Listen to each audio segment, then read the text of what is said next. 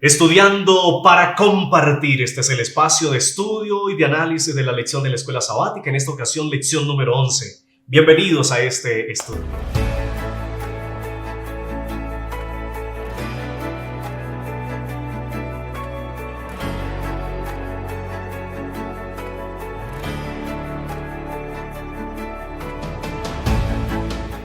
Muy bien, es un placer en esta ocasión darles la bienvenida a la lección número 11. Estamos acompañados, muy bien acompañados, por cierto, de dos grandes estudiosos y entendedores de la deidad, que en esta ocasión, en la lección número 11, hemos querido invitarles para que podamos conversar un poco de un tema que es tan profundo, pero que a la vez puede ser tan sencillo desde la forma como nosotros lo veamos.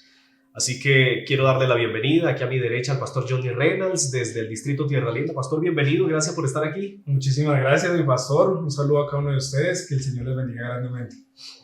Pastor Camilo Estrella, importado desde el distrito de Sarón. Saludo también para usted y para toda su linda hermandad. Gracias, pastor, por la invitación, pastor Johnny. Hermanos, gracias por estar conectaditos aquí con nosotros. Esperamos esta lección sea de bendición para cada uno de ustedes. Bueno, el tema de esta semana estuvo interesantísimo. Estuvo poderoso. Y es un tema del que se ha hablado muchísimo. Se ha hablado por años, por generaciones, y que produce en muchos confusión, pero pues hoy vamos a tratar de orientar y de guiar en lo que tiene que ver con la deidad, el Padre, el Hijo y el Espíritu Santo.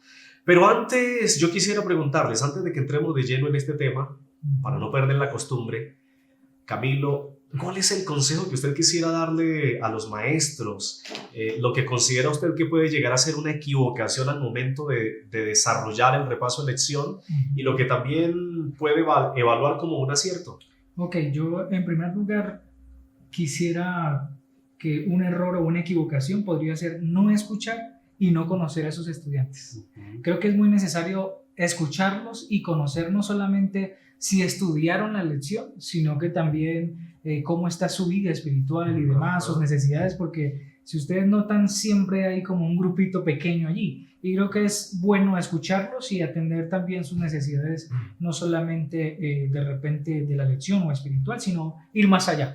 Y es que de hecho a veces escuchando aprende uno más, ¿no? Claro que sí. Porque llegar solamente a dar, pues se convierte en un monólogo que a la larga no es que construya mucho. Creo que es un aporte bastante interesante. Y Pastor Johnny, la misma pregunta para usted. ¿Qué podemos decirle a los maestros en este ejercicio que realizan semana a semana? Mi pastor, yo creo que precisamente con lo que vienes hablando y ese riesgo y ese peligro que quizás todo maestro puede correr en algún momento, es hacer del repaso de la lección de escuela sabática precisamente un sermón, ¿no?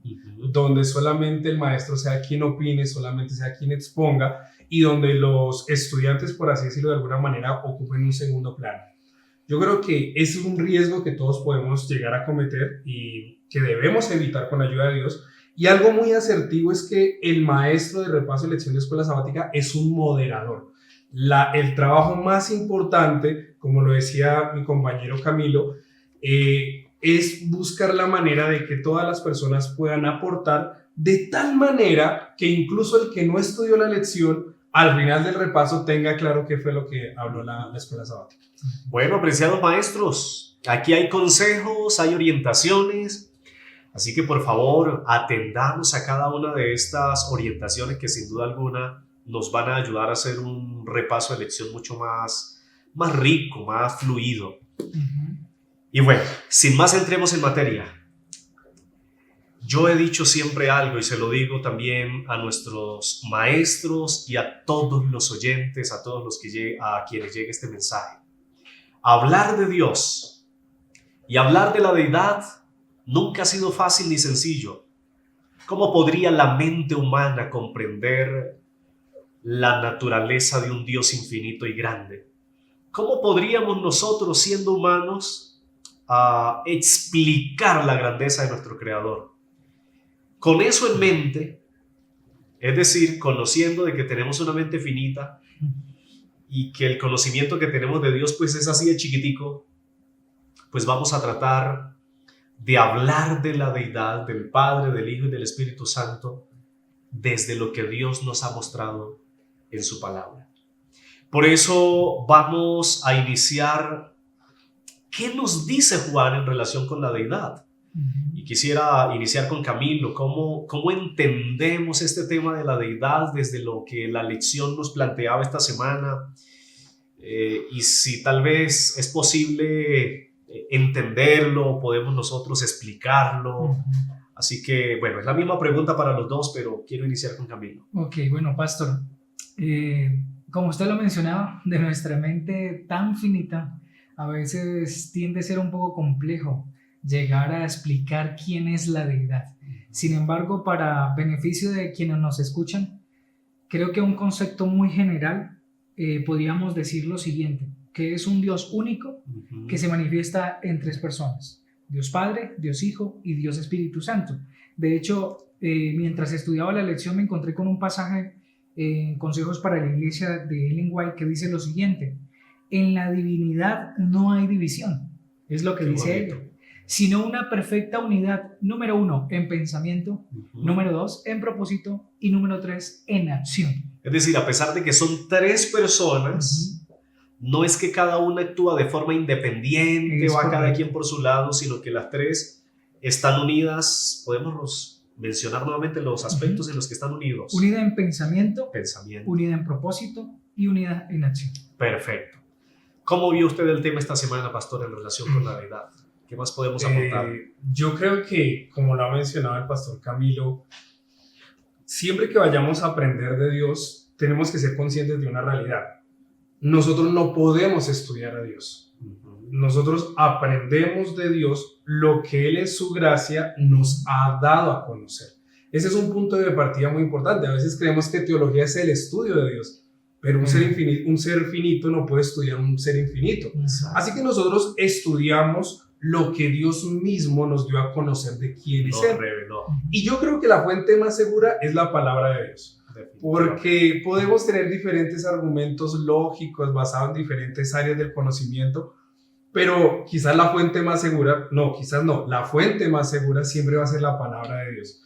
Desde la palabra de Dios vemos que hay una pluralidad, se habla desde la creación, hagamos al hombre conforme a nuestra imagen y a nuestra semejanza.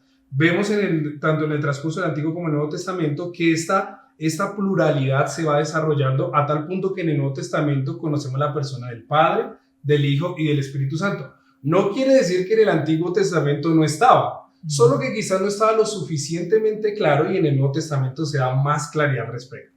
Ya en cuanto a función, yo creo que el pastor Camilo lo ha dejado muy claro y creo que es lo que habla la Biblia, que son tres personas diferentes que están en una unidad, que se pueden diferenciar, pero al final comparten los mismos atributos y son Dios.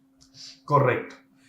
En resumen, entonces estamos hablando de un sistema de gobierno llamado Dios, manifestado en esas tres personas, es decir, tres personas distintas, diferentes, nombres diferentes, Padre, Hijo y Espíritu Santo, que habitan desde la eternidad. Bueno, eso no lo decía la lección, pero lo tratamos de complementar, que habitan desde la eternidad, por la eternidad, que han permanecido juntas desde siempre y que están unidas en pensamiento, en propósito y que siempre avanzan en una perfecta armonía y unidad.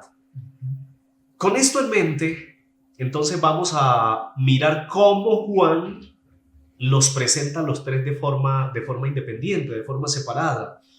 Entonces, Pastor Johnny, ¿qué nos dice Juan en relación con el Padre? ¿Cómo lo presenta? ¿Cómo aparece allí de acuerdo al relato bíblico? Porque pues no olvidemos que estamos anclados en el Evangelio de Juan, ¿no? Entonces, ¿cómo lo está presentando Juan allí?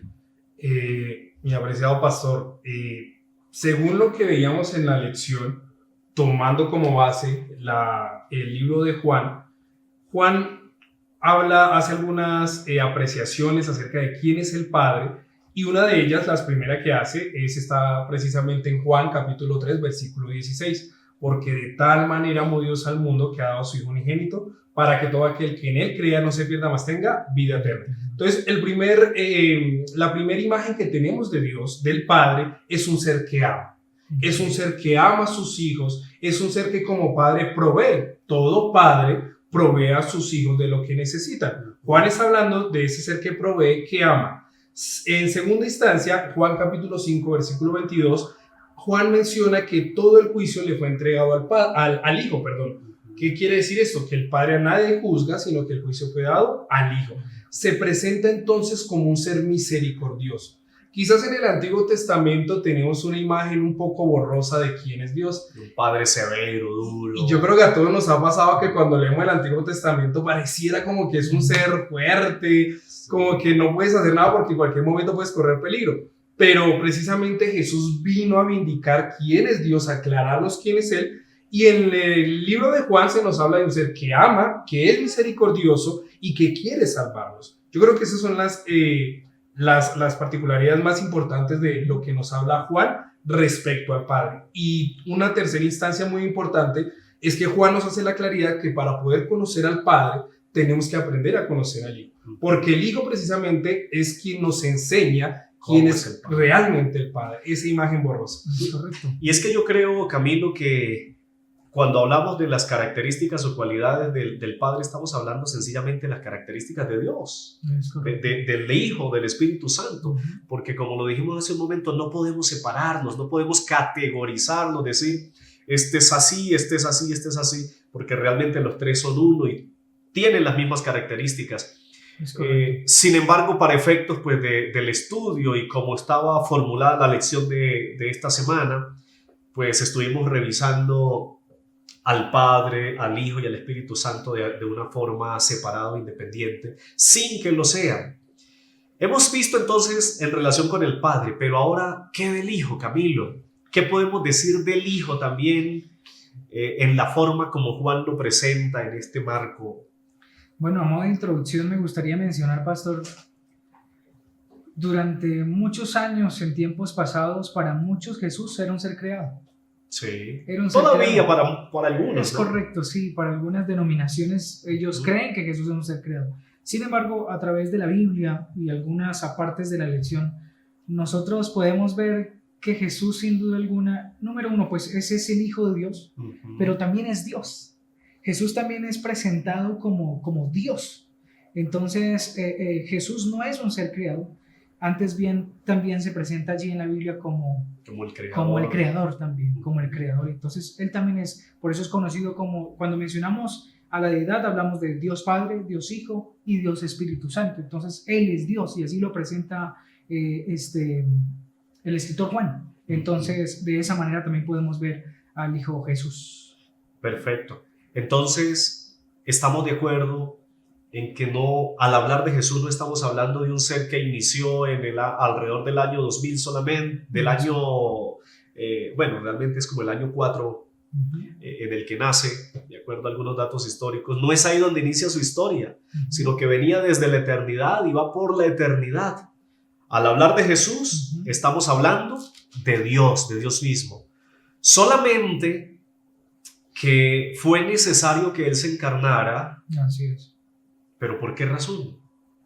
¿Y por qué lo vemos nosotros ahora encarnado? ¿Cuál fue el propósito de eso? Bueno, una de las razones, y creo que el pastor Johnny de repente nos dará otra razón, pero una de las razones, y creo que no es menos importante, es por causa del pecado. Como lo menciona Romanos 5:12, por tanto el pecado entró al mundo por un hombre, era necesario que por un hombre, y por esa razón Jesús se encarnó y se hizo hombre, para morir por nosotros y así nuestros pecados puedan ser arrojados a lo profundo de la mar, como lo menciona la Biblia, y nosotros llegar a ser constituidos justos, como lo menciona Romanos 5:19 también. Entonces, en ese primer aspecto sería por dar cumplimiento a un plan de redención, a un plan de salvación. Es correcto. Jesús, que es Dios, tuvo que encarnarse. ¿Algo más para añadirle? ¿Por qué la encarnación, pastor? No, yo solamente quería mencionar que esta lección tenemos que hablarla siempre bajo el contexto del plan de la redención. Hay cosas que no sabemos, Deuteronomio capítulo 29, versículo 29, que hay cosas que son de Dios, que solamente Él conoce, y que no fueron dadas para nosotros. ¿De qué estamos hablando? De lo que fue dado para nosotros y de lo que conocemos. ¿Qué conocemos? Hubo un momento, un concilio donde se efectuó el plan de la redención. Ese plan de la redención siempre tuvo como propósito rescatar evidentemente al ser humano. Vemos en Génesis, el capítulo 3, que Adán y Eva se equivocan. Adán y Eva se esconden de Dios, están escondidos y Dios les pregunta qué fue lo que sucedió. Yo siempre he pensado, reflexionando quizás un poco, ¿será que Dios no sabía lo que pasó? Claro que Él sabía lo que pasó, Él tenía la respuesta porque Él lo conoce todo, porque es Dios. Sin embargo, Él sale a buscarlos porque Él desea que ellos le cuenten qué fue lo que sucedió con el propósito de salvarlos. Algo muy importante en la lección, y lo mencionaba, es que Dios siempre tiene la prioridad de buscarnos para salvarnos. Y es que la Biblia lo dice, que antes de que nosotros le pudiésemos amar, Él nos amó primero. En este orden de ideas, Jesús, como la segunda persona de la deidad, toma ese papel para ir a buscarnos, y es de lo que habla precisamente Isaías, un papel profético, ese Emmanuel que tenía que hacerse hombre, tenía que vivir como nosotros, sufrir lo que nosotros vivíamos, para así nosotros ser justificados. Quiero remitirme por último al texto que hablaba el pastor Camilo, el capítulo de Romanos, capítulo 5, y el versículo 19 puntualmente dice así: porque así como por la desobediencia de un hombre los muchos fueron constituidos pecadores, así también por la obediencia de uno los muchos serán constituidos justos. Jesús vino a tomar nuestro lugar para vivir como un hombre, para vindicar el carácter de Dios, decir que Dios es justo, y precisamente para que nosotros pudiésemos ser justificados. Ok.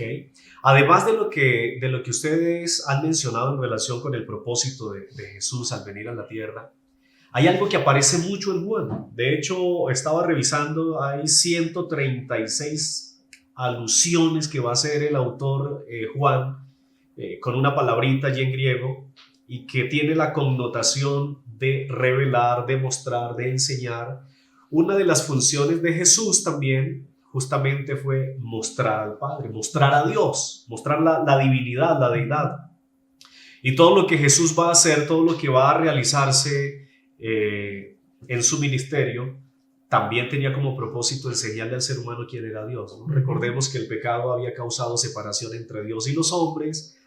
La imagen de Dios había quedado desfigurada para los humanos, incluso para parte del universo, y ahora Jesús viene a mostrarle al mundo y al universo quién es Dios. Así es. Bueno, y aparte de eso, pues hay otros aspectos por los cuales Jesús vino, pero no hacen parte de la lección de esta semana. Ya hemos hablado del Padre, hemos hablado del Hijo. Escuchaba ahorita una expresión que me decía, la segunda persona de la deidad. Es algo muy coloquial, muy tradicional de nosotros como adventistas, ¿no? Decimos la primera persona, la segunda, la tercera, pero realmente los tres son uno. Es decir, no es que este es el primero, este es el segundo y este es el tercero en cuestiones de jerarquías, sino que cuando nosotros lo llamamos así como adventistas, no estamos dando a entender de que este está primero, este segundo y este está sometido. Lo entendemos en un tema de unidad. Los tres son unos, los tres son iguales, los tres son eternos. Así que hago esta claridad para que tal vez no alguien diga, pero ¿cómo así? O sea, ¿Jesús es secundario? No es que sea secundario. Pero al hablar del Espíritu Santo, estamos hablando de uno de las tres personas de las que menos se habla en la Biblia. Bueno, Juan sí le da un poquito de protagonismo, ¿no? Por cierto, ¿cómo presenta Juan al Espíritu Santo, Camilo? Hay un pasaje que es muy conocido por nosotros. De hecho, quisiera leerlo en estos momentos. Juan capítulo 16, versículo 8. Dice el texto, y cuando Él venga, refiriéndose al Espíritu Santo, convencerá al mundo de pecado, de justicia y de juicio. Entonces, el Espíritu Santo es presentado allí quien convence a la persona de pecado, de justicia y de juicio. Pero hay un texto que de repente la lección no lo mostraba, pero me gusta mucho. Y creo que este trabajo es bien especial del Espíritu Santo. Romanos 8:14 dice, todos los que son guiados por el Espíritu de Dios son hijos de Dios. El trabajo del Espíritu Santo no es solamente convencer a aquella persona de su falta, de su error y demás, sino también de guiar a los hijitos de Dios. Él los guía, los lleva. Yo por mucho tiempo escuché la voz de la conciencia, y mientras estudiaba acerca del Espíritu Santo, yo llegué a la siguiente conclusión: no es la voz de la conciencia, es la voz del Espíritu Santo quien está guiando a esta persona al camino de Dios. Entonces, el Espíritu Santo no solamente es presentado como el que convence de pecado, de juicio y de justicia, sino también guía al cristiano por ese camino que el Señor ya ha preparado para esa persona. Hay un texto muy conocido también, que Él es conocido también como el Consolador. El Consolador. Entonces, de hecho, Jesús dijo: yo les enviaré el Consolador. Yo les enviaré el Consolador, es correcto. Entonces, de manera así muy general, de esta manera presenta Juan al Espíritu Santo. Perfecto. Y Pastor Johnny, la lección de esta semana decía a la letra que el Espíritu Santo no es tan prominente en el Evangelio de Juan, es decir, no aparece mucho, no se ve mucho, pero dice: sin embargo, su papel es crucial para el éxito de la misión de Jesús. ¿Por qué? Luego, ¿qué hace el Espíritu Santo? ¿Qué hizo? Es decir, ¿cuál es esa obra que el Espíritu Santo hace en relación con la conversión, el nacimiento de las personas, etcétera? ¿Qué podemos encontrar en Juan en relación con él? Muchas gracias. Como lo hemos estado mencionando, estamos hablando en un contexto del plan de la redención. En ese plan de la redención, aunque Padre, Hijo y Espíritu Santo son Dios, cada uno va desarrollando una función determinada y precisa. Por ejemplo, el Espíritu Santo no aparece solo en el Nuevo Testamento, estaba desde el Antiguo Testamento, desde la creación. Dice que el Espíritu de Jehová se paseaba sobre la faz de las aguas. El Espíritu Santo no es un tema nuevo en el Nuevo Testamento. En el Antiguo Testamento se conocía como el Espíritu de Jehová. Entonces, aquí lo que tenemos que entender es que mientras se va desarrollando el concepto y el conocimiento de quién es Dios, cada uno va cumpliendo una función. La función del Espíritu Santo va a ser, Juan lo decía, de recordarnos lo que nos ha enseñado Jesús. Pues Juan está registrando la vida y obra de Jesús. Es necesario que se concentre quizás un poco más en Jesús para que posteriormente el Espíritu Santo nos recuerde precisamente esas escrituras y esa vida y esa obra. Vemos que quizás en el libro de Juan no tiene un papel tan protagónico, por así decirlo, pero en Hechos de los Apóstoles, que debería ser llamado Hechos del Espíritu Santo, ya se nos va a aclarar quién es el Espíritu Santo y los roles que cumple. Pero en cuanto específicamente para responder la pregunta, en el libro de Juan, el capítulo 14, versículo 26, por ejemplo, nos menciona que uno de sus papeles es recordarnos lo que Jesús nos ha enseñado y ayudarnos a cumplir lo que Él nos ha enseñado. Además, en el papel de la salvación, de la santificación, es el Espíritu Santo el que nos motiva, es el Espíritu Santo el que nos corrige, es el Espíritu Santo el que nos da fortaleza para hacer la voluntad de Dios. Perfecto. Y hay una obra que aparece en Juan que creo que no podemos dejarla de lado en esta lección, tanto en el capítulo 3 como en el capítulo 1. Por ejemplo, Juan 1:13 dice que somos engendrados no por sangre ni por voluntad de carne, sino por la voluntad de Dios. Y es que justamente es el Espíritu Santo quien propicia ese nuevo nacimiento en nosotros. Juan, el capítulo 3, en el diálogo de Jesús con Nicodemo, allí Jesús le dice, ¿no? Si no nacieres de nuevo, si no nacieres del Espíritu, no puedes entrar en el reino de los cielos. Entonces, es el Espíritu Santo, de acuerdo a lo que Juan nos presenta, el que produce el nuevo nacimiento en el ser humano, tan necesario en este contexto de salvación, porque sin nuevo nacimiento no hay vida eterna. Pero bueno, vamos encaminándonos al final porque el tiempo avanza y quiero que hablemos ahora de cómo se relacionan estos tres, cómo los percibimos nosotros. Quizás no solamente en Juan, sino también en la Biblia. ¿Será que van cada quien por su camino? Principalmente, ¿qué dice Juan en relación de ellos? Allí hay un pasaje también que me gustaría mencionarlo, pastor. Y como lo menciona el pastor Johnny, normalmente creemos que el Espíritu Santo es algo muy aparte y demás, y están muy separados. Sin embargo, 2 Corintios capítulo 13, versículo 14, dice lo siguiente: la gracia del Señor Jesucristo, habla de la gracia del Señor Jesucristo, el amor de Dios como la acción y la comunión del Espíritu Santo sea con todos vosotros. Yo lo veo de la siguiente manera, pastor. Cuando yo estaba muy pequeño, trataba de entender un poco esto. Y justamente me encontraba con un pasaje de Ellen White en Palabras de Vida, el Gran Maestro. Decía lo siguiente: mientras Jesús estaba enseñando, mientras Jesús estaba predicando a las personas allí, el Espíritu Santo estaba pasando por cada banquita o en el suelo donde estaban sentados los discípulos y las demás personas. Allí estaba trabajando. Las fuerzas que tenía Jesús para enseñar, para predicar la sabiduría, se las daba directamente el Padre.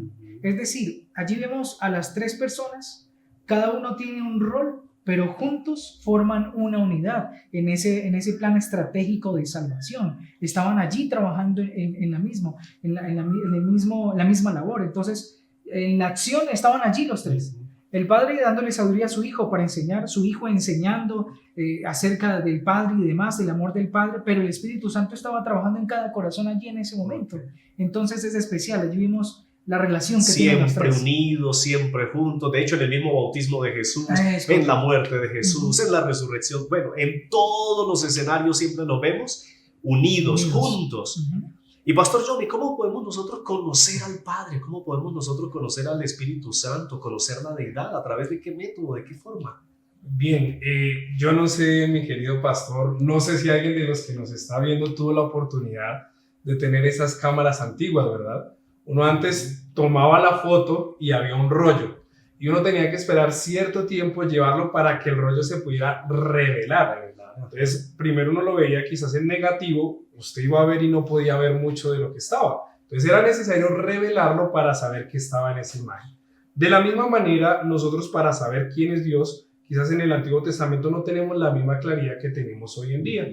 Jesús vino a revelar, a mostrar quién es el Padre, a mostrar cuál era su función y a mostrar una función muy importante que era el Espíritu Santo. Dice Juan 1:18, a darlo a conocer. Exactamente, y no quiere decir que sea menos importante por venir en tercer puesto, por así decirlo, porque dice, les conviene que me vaya para que venga Él.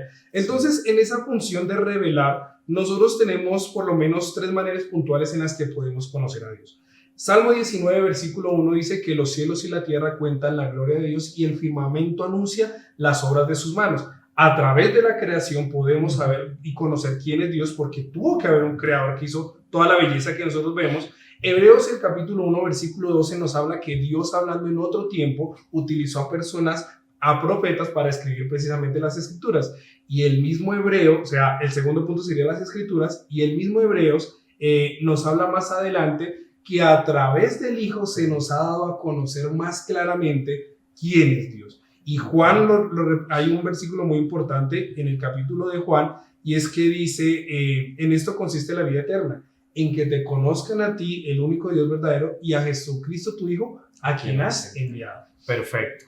Y bueno, llegando al cierre casi de esta lección, Pastor Camilo, vamos a ese capítulo 17 que estaba citando, por supuesto, ahora el pastor. Aparece en el capítulo 17 de Juan la oración de Jesús, que de hecho es una oración sentida, es una oración profunda, que nace realmente de un deseo sincero. ¿Cuál era realmente el deseo de Dios, o cuál es el deseo de Dios para nosotros, para con nosotros? ¿Qué es lo que Dios se proponía y qué era lo que le estaba pidiendo al Padre? Bueno, yo puedo rescatar dos pedidos que hace Jesús al Padre. En primer lugar, Él estaba pidiendo protección y santificación para sus discípulos. Sí. Él estaba pidiendo por sus discípulos para que el Señor les ayudara en la santificación que ellos debían tener.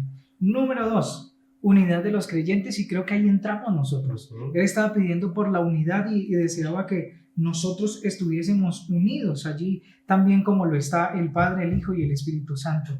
La lección lo mencionaba también, y creo que hace parte de los pedidos de nuestro Señor Jesús y nos lleva también a reflexionar. Perfecto, entonces santificación, unidad, es decir, estar en armonía, no solamente entre nosotros, sino también con el Padre. Es correcto. Pero no podemos dejar de lado, Pastor Johnny, el versículo 3 de Juan 17. Y esta es la vida eterna, que te conozcan a ti, el único Dios verdadero, y a Jesucristo a quien has enviado. ¿Qué puede decirnos rápidamente de este versículo? Rápidamente, yo creo que debemos ser humildes.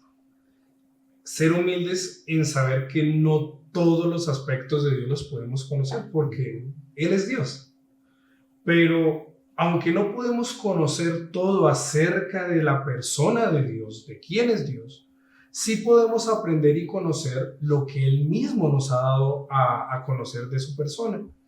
Aunque no podemos entender todos los misterios de Dios, sí podemos conocerlo. Okay. Nadie puede poner la excusa de no poder conocer a Jesús. Todos podemos conocer a Jesús y es tan importante que en eso consiste la vida eterna. Ajá. Aunque no podamos aprender todo de Él, sí podemos conocerlo, relacionarnos con Él y lo más importante, mostrarlo a otras personas. Conocer a Jesús es conocer al Padre, es conocer al Espíritu Santo, y como dijese un autor, el pastor Alejandro Bullón, conocer a Jesús es todo. Conocer a Jesús es tener la puerta abierta a la salvación. Tal vez por eso insiste tanto en que le conozcamos. Tal vez por eso Jesús vino, para mostrar al Padre, para mostrar la deidad, para enseñarnos el camino. Tal vez por eso Jesús ha hecho todo lo posible para que le podamos conocer, porque entiende que en conocer a Jesús está la salvación. ¿Qué texto, podemos nosotros hacer énfasis esta semana o en el relato de esta semana que no puede faltar para los maestros? ¿Qué texto podría ser el que le regalamos a ellos? Bueno, pastor, yo creo que Juan 3:16 debe ser estudiado no solamente esta semana, sino a lo largo de la vida, porque allí entendemos cuánto amor siente Dios hacia nosotros, sus hijos, cuánto nosotros valemos para Dios y cómo Dios sigue manifestando su amor a través del Espíritu Santo. Dice, porque de tal manera amó Dios al mundo, que dio a su Hijo, pero también envió al Consolador. Sí. Entonces creo que es necesario meditar todos los días en ese Juan 3:16. En una frase, ¿cómo resumiría la lección de esta semana? El amor de Dios reflejado en tres personas: Dios Padre, Dios Hijo y Dios Espíritu. Perfecto, qué bonito. Pastor Johnny, ¿cuál es su texto que quisiera también dejarle a los maestros para que estudiemos y que no puede faltar? Yo creo que Juan capítulo 17, versículo 3 es sumamente importante para nuestra salvación. Perfecto. Y una frase con la que quizás pudiese resumir todo, lo tengo que citar y citar al pastor Bullón, porque esa era la que traía, y es que conocer a Jesús es todo. Todo está dicho, apreciados maestros y queridos hermanos. Esta es la lección número 11. Espero que ustedes la hayan podido disfrutar así como nosotros, aprender y sobre todo motivarnos a conocer cada día más a nuestro Dios, porque ahí está la salvación. Pastor Johnny, Pastor Camilo, gracias por su tiempo, y a ustedes también, apreciados hermanos, gracias por participar con nosotros cada semana. Un abrazo y hasta la próxima semana. Que Dios les acompañe, les bendiga y les guarde.